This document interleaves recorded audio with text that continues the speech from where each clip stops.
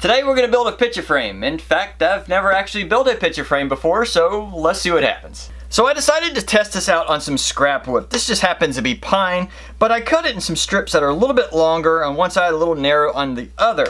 I then glued these together so that they create kind of an L shape. And by doing that, it should allow some extra strength between the two. They'll kind of counteract any warping between each other, giving them a lot of strength one way or the other. So I decided to cut and glue together just a temporary frame just to see if it even looked okay with that type setup. And I believe it came out really nice. Now it's really thick, so it kind of pulls it away from the wall a little bit more, almost like a shadow box. But I kind of like that idea. I believe it'll make that puzzle kind of stand out a little bit more. So I think I'm going to go with this. Now using pine is probably not the best idea for such a large frame, plus it has a tendency to dent real easy and it may not last very well over time. So let's see if we have any hardwood. Now looking over in my hardwood pile, I have a decent variety, but I really only have one that is long enough. So I guess we're going with cherry. If by chance you know of any other hardwoods that make great picture frames, please list that in the comments so we can help everybody else out. It's now time to rip some strips off of this board, but first we got to figure out exactly how big those strips need to be. This board is right at 1 inch thick, and I've been told that the frame that goes around most pictures is about 1/4 inch of overlap. And so to do that, we need to cut these down at about 3/4 of an inch. Now cherry is known to burn a little bit whenever going through a fast moving saw, but I was able to minimize it. I just realized I made a big mistake in this process, and I want to show you just so you don't do it too. Now on this wood there is a label that says 4/4. For those of you who don't know, that means 1 inch thick. So I took it as its word that this was 1 inch thick, and I cut everything at 3/4. Well, once I tried to fit everything together, I only had about 1/8 of an inch of overlap, which didn't make any sense to me. So I quickly went back and remeasured this, and it's 7/8 of an inch, not 1 inch. So make sure you always double check the measurements. Don't trust the labels, make your own measurements. So that means I now have to go back to the table saw and cut these down another 1/8 of an inch. So make sure to measure twice and cut once. After cutting these down to the correct size, I do have a few extra burn marks in here this time, but I think I can sand most of these out. So now let's test this. And there we go. That's about 1/4 inch overlap. That should work great. You ever had one of those projects where it seems like you're fixing more mistakes than you are just trying to get the project done? Well, this is turning into that. I'm gonna have to pivot because I just made a mistake. Let me show you.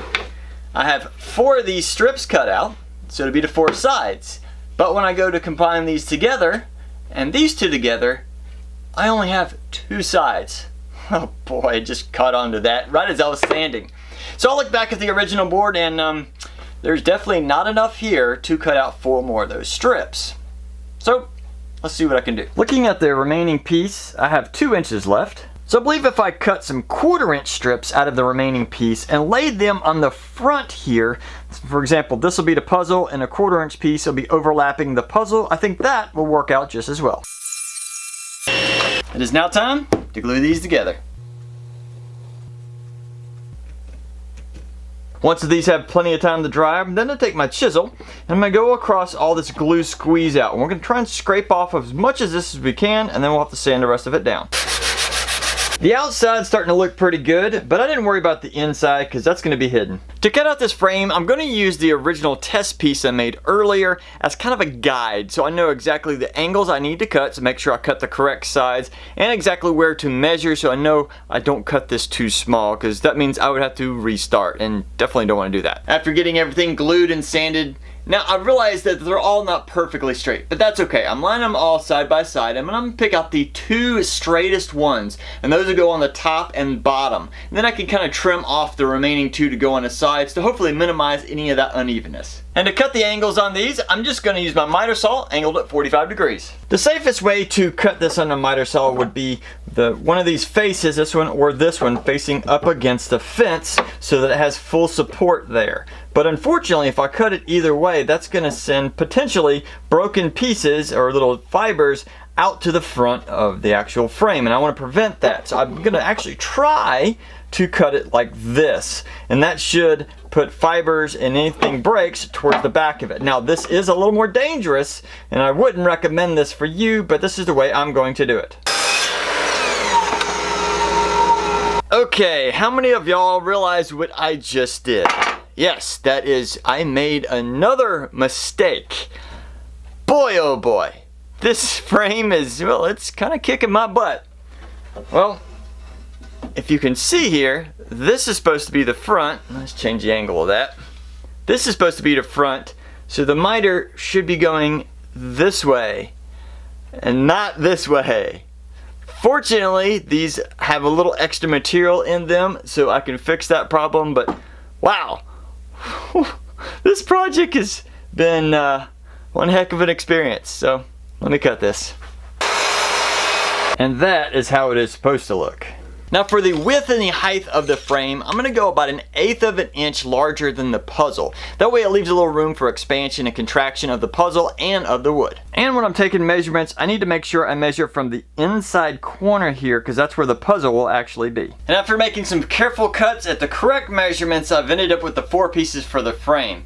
Now it's time to glue it, but unfortunately, I don't have a table big enough to glue this on, so I'm gonna have to move everything out of the way and glue it on the floor. It's sometimes a little hard to realize how big of a frame this is until you have it laid out.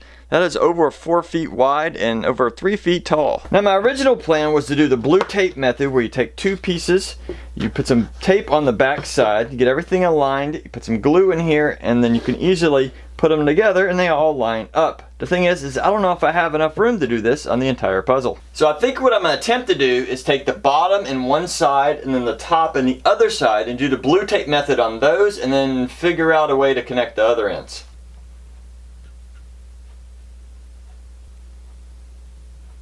This is being a lot more difficult than I was planning, so I think I'm going to have to take my brad nailer and put a couple nails in the sides to hold this corner together. This would be easy if this would stop moving around, but it's not so easy because it's such a large piece. Well, let's give it our best shot. That worked. Do one on this side.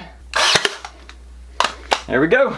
Just to give you an idea why doing this corner and that corner first and then attaching the rest would be such a big risk, is that these are so long that if each of these corners here and here aren't almost perfectly 90, then these corners would be way off. But fortunately, as you can see there, they're really close. Now the corners, they might not be perfect, but they are pretty close, and then we're going to sand this down after it dries. But when I flipped the frame over, I noticed that on this corner there was a large gap, so I added some thick CA glue right in there to hopefully give it some more strength. Here's a quick tip I just picked up. Whenever you're using the blue tape to go around corners for a picture frame, on a small frame, it's probably fine just to use one strip of tape. On a big frame like I just did, I discovered you need multiple layers. I believe I have 4 pieces of tape here, and that not only gives the tape extra strength, but allows it to bind a little bit tighter when you're trying to pull those big pieces together. So multiple layers on a big frame. I've given this glue about 2 hours to dry, and I'm going to hand sand this entire frame, especially around the joints here, to make sure everything's nice and smooth and to get rid of these sharp edges. With the picture frame nearly complete, I want to put an outer coat just to protect it, keep it from discoloring, as people probably look at the puzzle and touch the frame, and that'll just keep it from discoloring. So I'm going to use a spar urethane. It's water-based, so it should dry pretty quickly. But before I do this, let's go take this frame up and test it with the puzzle and make sure everything fits. Now for the moment of truth, I'm going to lay the puzzle, I'm going to lay it in backwards so it's a little bit easier to figure things out and I don't scratch it. Let's see if we can get this to lay into position. So close. Might not be able to tell, but I missed it down here. Let's see if I can get it to lift back in. Hopefully this will fit. Perfect. Yes! In the process of test fitting the puzzle in the frame, I realized that the puzzle, it's just so flexible that once I put it in the frame, it's either going to bend out or bend in and just look bad and potentially fall out in the future. So I thought about getting a custom piece of glass to fit within this, and because it'd be custom, it was going to be extremely expensive. Then I thought maybe acrylic. And then because, again, of the odd size, I would have to buy a 4x8 sheet of acrylic, and in my area, that would cost over $200, and I don't want to spend that either. And after some searching, I realized I could purchase some 1/2-inch foam board in a 4x8 sheet for under 20 bucks. So that's what I did, and I've now cut it down to the appropriate size for the frame, so let's see if it fits. This should be a pretty close fit, as long as I can get it in the frame. There we go. Perfect. I brought the puzzle down and I placed it on top of the foam piece, and I'm going to use some spray adhesive to attach the two together. Again, never done this before, so Wish me the best.